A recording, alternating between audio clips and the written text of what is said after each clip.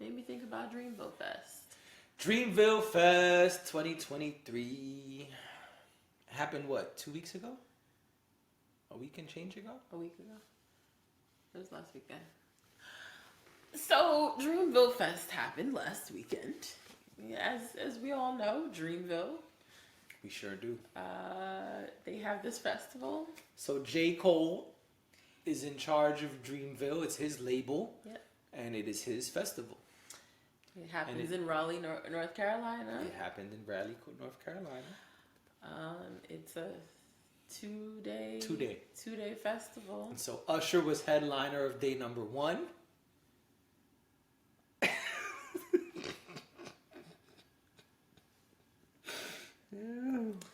Listen, I don't have to remind everybody. I think everybody who listens to this podcast knows that Usher is my guy.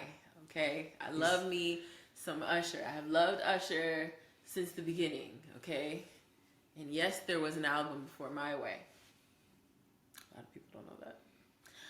But that was when Diddy was managing him for that short period of time. So, Teeny Bopper Usher. Teeny Bopper Usher. So, I was excited because Usher.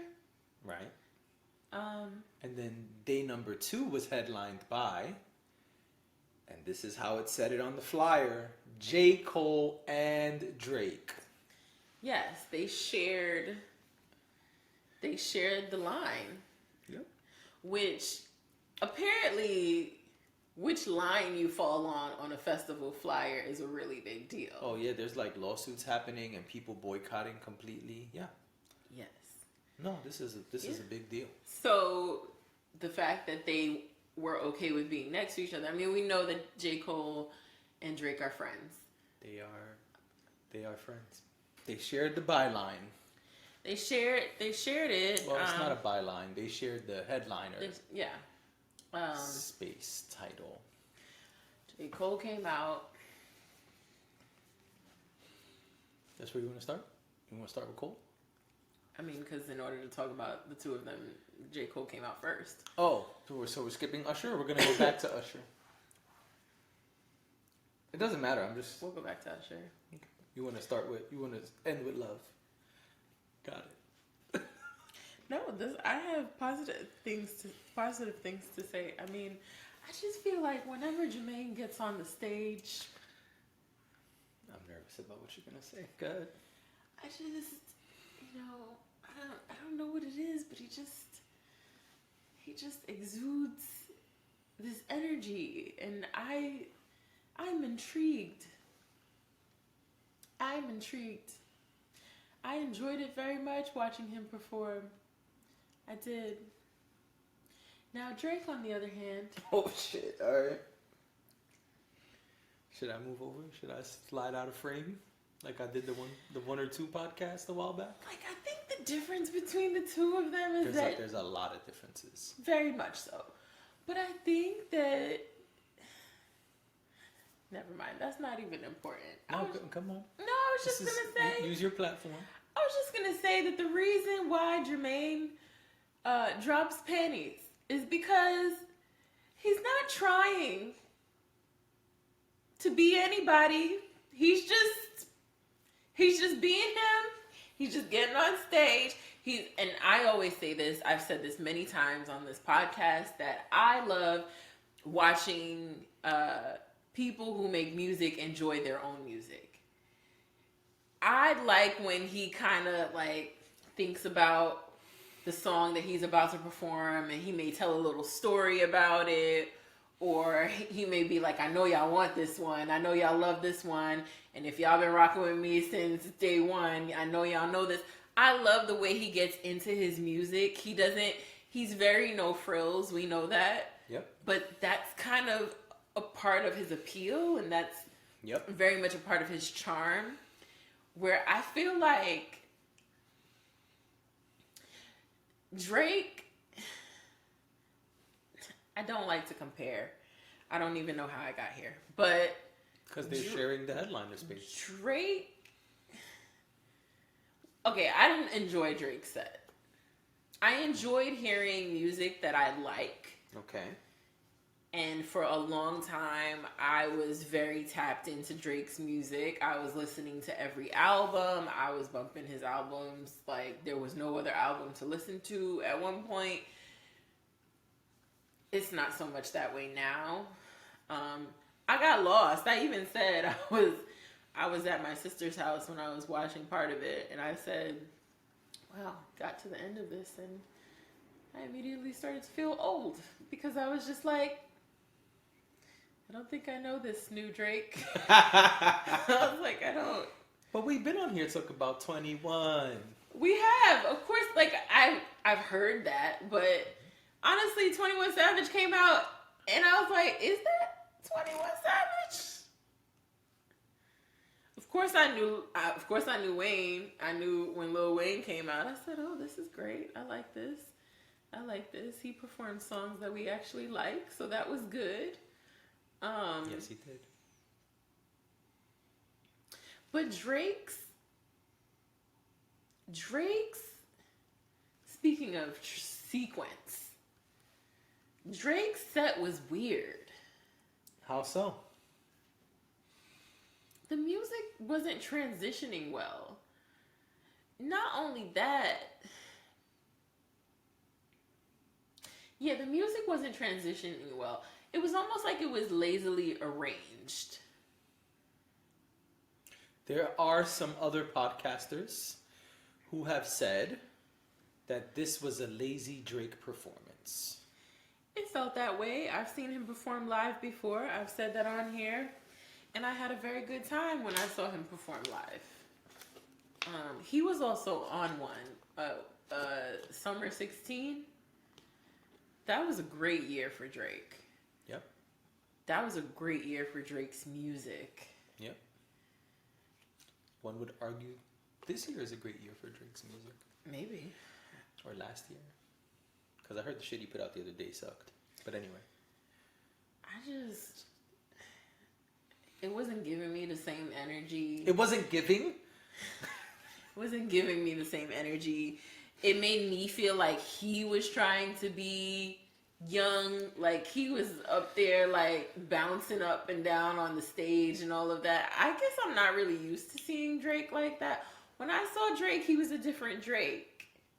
And that's fine. Like he wants to be in the mix still. And I get that. And I also understand that when your career gets to a certain point, you're to some degree you might be trying to keep up with the Joneses as well, which to me would explain why Lil Uzi was that Lil Uzi? I just want to rock.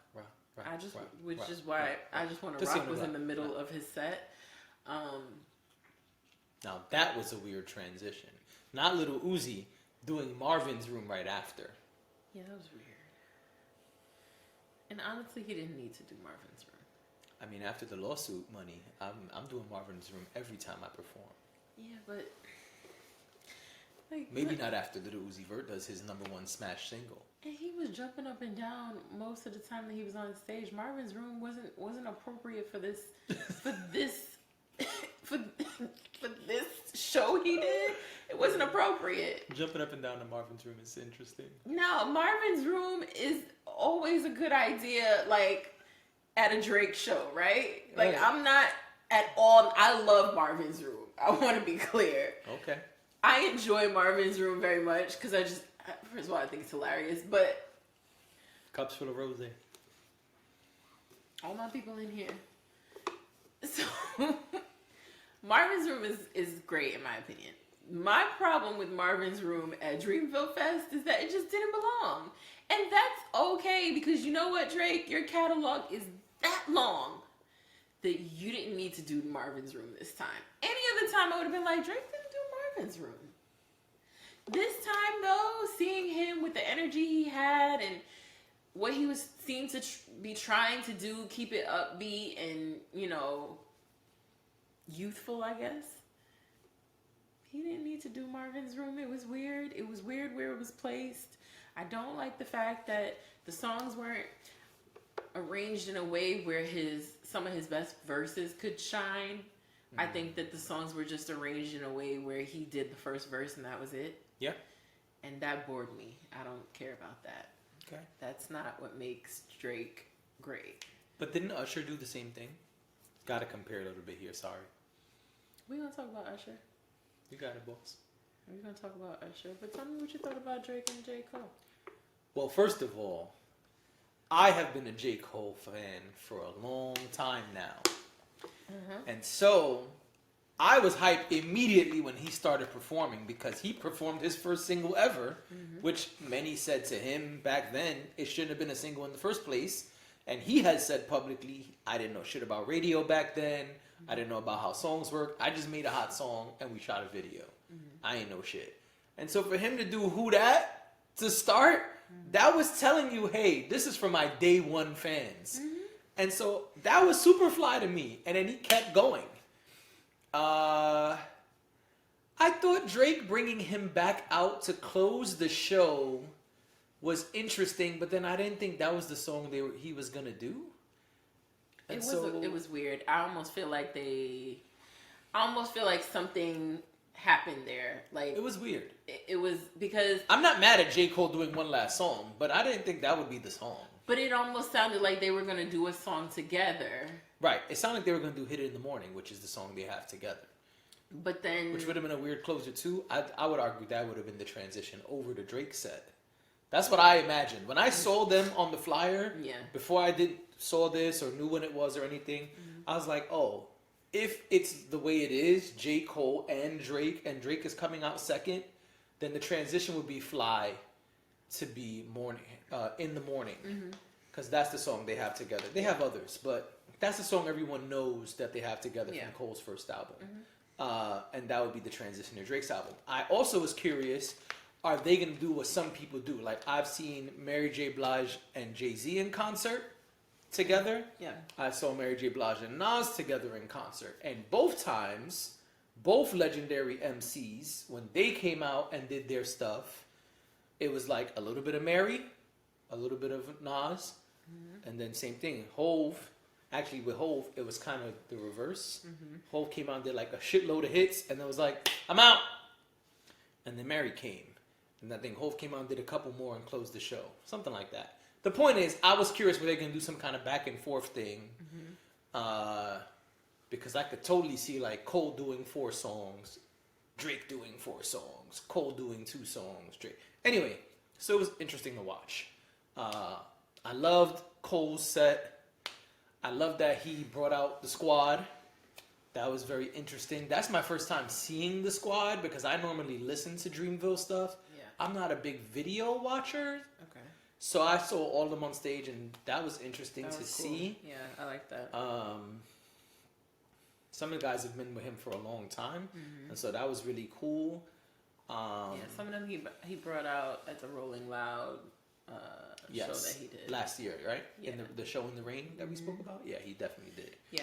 And so that was really cool. I think it was showing us also the progression of J. Cole's career, where we started the show with my first song ever that the public knew on a commercial sense. I also thought it was super cool. He did like mixtape stuff. I was like, oh, this nigga doing Friday Night Lights. Yeah, he crazy. Killed it. He killed it. But I thought that was really cool to see the progression of like mixtape J. Cole / my first single, all the way to like now I'm a boss. This is my festival. This is my squad, and they're stars. Like people love JID specifically. I know some of the other ones like Earth Gang is getting popular. Boss has been on a long time. I don't really know where people put him. But I thought that was really cool. And then I love that he ended his set with Love Yours. That's a great Cole record. Yes. And then he brought out Drake. And so... Can we just pull over for 1 second? For... just real quick. So I just thought it was funny. And I know Drake is from Canada. So some things might be different. Even though Drake... You let Drake tell it. He's from everywhere but Canada. But anyway. So... I thought it was funny that J. Cole goes, "We're gonna bring out the squad. Like the squad is coming out. You guys wanna see the squad?" Like he keeps saying squad, and then Drake comes out, and I don't know if maybe Drake didn't want to say squad because Cole said squad, so he says, "Do you guys want the pack to come out?" said, I got the pack with me. And I was like, what the fuck is a pack? Until he started bringing people out, I thought he meant, like, I thought he was, I gotta be honest, I thought he was being metaphorical and saying, like, I got that shit with me. Like, oh no, like a drug reference. No, And I'm saying before he brought anybody out, though, because he kept referencing, like, I just want y'all to know, I got the pack with me tonight. Right, when he said... And so I'm like, oh, he mean he got a fire-ass set. Like, he mean, like, I got a big, dope set of records for y'all. I thought, you know, my artist brain went off, and I'm like, oh, he's being very metaphorical. Okay, a lot of drug references. I got it. And then he brought out Glorilla. Which was... But she didn't perform. She didn't. But I thought Pat... And then he brought out Uzi. Didn't he bring out somebody else also before Uzi? It was Glorilla, Wayne, Uzi. Wasn't a fourth person? Maybe. I can't remember. Whatever. But when he said Pat, 21. 21, yeah. When he said Which Pat, I totally expected 21. I didn't expect Uzi and Glorilla. And I knew about Wayne because I already heard. I saw the footage recently, but I already heard about Wayne coming out. It was all over Twitter. Yeah, and I was kind of disappointed that because J. Cole did a lot, right? What do you mean by a lot? Records? A lot, the song. Oh, yes. Right. And he said 21 Savage wasn't there, so I assumed that he wasn't going to be there. That was weird. Once I saw him, that's why when he came out, because you know me, I don't know. So once he came out, I said, well, who is that man? They want to know who's that girl. But when he said Pac, back to that so we can move on. Yeah. When he said Pac, I thought he was just saying like, oh, you know, like Pac, like music. I thought he was saying like, I got like a two pack over here, you know, 2 new singles or something like that. Y'all want the pack? I did not think that, is that a Canadian thing? I don't know. Do Canadians say this is my pack? To our Canadian listeners and viewers, please let us know. Is this... Because I'm not Canadian. I don't have any Canadian friends. I do not know. I thought Drake's set was cool. You about to Google the pack? What is a pack slang? Oh my gosh. I'm scared of what's going to pop up on your phone. But I thought Drake's set was cool. I am on record and on this podcast saying I'm not the biggest Drake fan. It was interesting hearing a lot of records I knew from him and a couple records I'd never heard ever. But the fans knew every fucking word. Yeah. According to Rap Dictionary, I didn't even know there was a Rap Dictionary. Me either. But according to Rap Dictionary, I think you were right. Well, the first definition is a quantity of drugs. That's the pack. And the second definition is to carry a gun. But the third definition is a group of friends or group of something. There you go. The pack. Very strange. But I forget he comes over the pond to hang out with us. I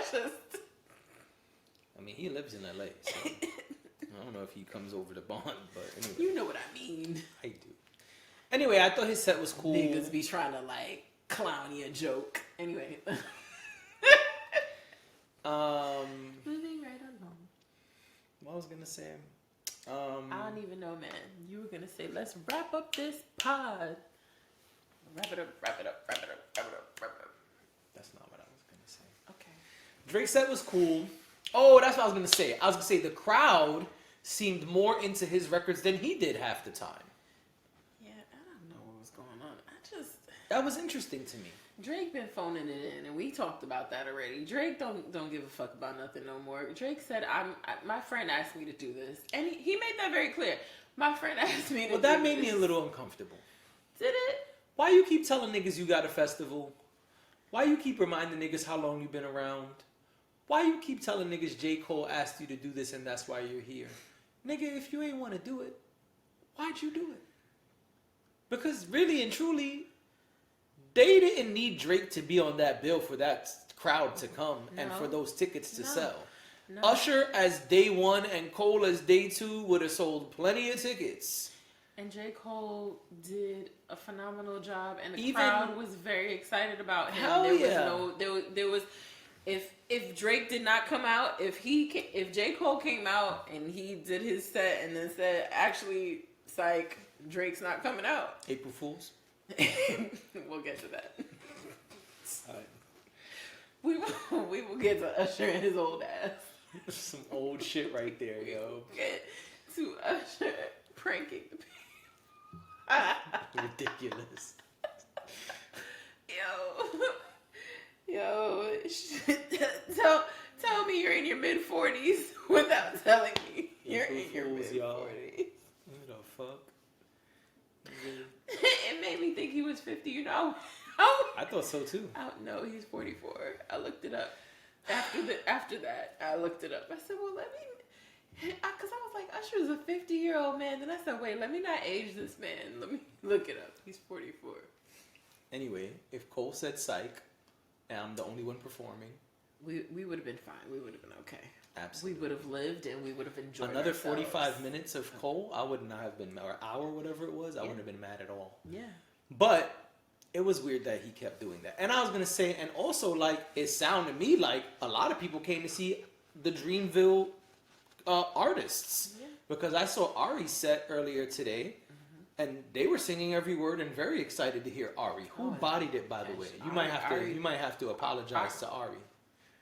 You said you saw her perform. But I didn't I say to you, we had a conversation about Dreamville Fest a few days ago. But, you know, I'm about to say what I said. Okay. We had a conversation a few days ago, and I said, when you're on your home turf, things are different. And I said, she's from North Carolina? well, Dreamville is her label. Oh, I get what you're saying. So she's at home. Like, that's, you know, she got home court advantage at the Dreamville Fest. That she's with her people. She's her shea butter babies. Yes. That's so fly. She's in her comfort zone. I was gonna say, I can't believe you didn't know that, but I didn't. She's and I'm a shea butter baby. I am too. She is in her comfort zone when she is at Dreamville Fest. I would imagine, because it's like you're at home. It's like people came to y'all's house, and you can perform and you can do what you need to do and you can feel comfortable. I did not enjoy her at Roots Picnic. I just didn't.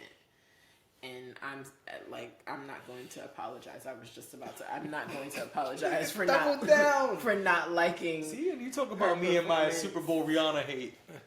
I did not enjoy it, but I did say, I don't think it's that she's not talented. I think it wasn't the right space for her. I said to you a few days ago, I think that she had home court advantage, and I think she took full advantage of that, and she killed it. Yeah, she looked great, sounded great. Mm-hmm. Definitely killed it. I have nothing bad to say about her performance. It was great. I was mad when it ended. Yeah. I was like, oh no, so soon? It was come so back. Good. It was Encore. so good. Ari. Yeah. No, it's just me. I mean, it was a solid 30 minutes. Absolutely. It was a solid. And that's not easy to do.